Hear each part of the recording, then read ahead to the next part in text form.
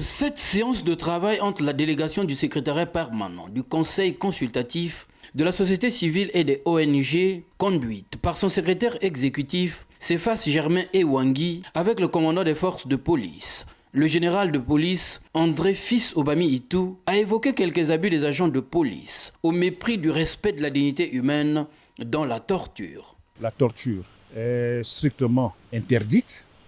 d'abord dans la constitution de notre pays, en son article 11,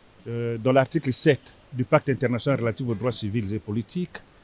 dans l'article 5 de la Déclaration universelle des droits de l'homme, dans l'article 2, alinéa 2 de la Convention contre la torture et autres peines ou traitements cruels, inhumains et dégradants. En dépit de tout ce dispositif juridique,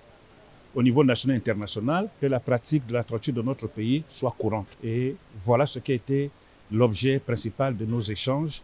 avec le commandant des forces de police. À l'issue de cet entretien, le commandant des forces de police, qui a d'abord élevé les efforts enclenchés par ses services pour éviter tout abus dans les postes de police, reste par ailleurs ouvert aux échanges d'informations avec les ONG de défense des droits de l'homme. À l'issue de la rencontre, le commandant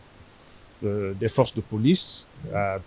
accédé à la sollicitation des ONG de faire que désormais qu'il puisse exister un pont pour que les échanges se fassent de façon régulière et qu'à chaque fois que les ONG sont au parfait d'une situation malencontreuse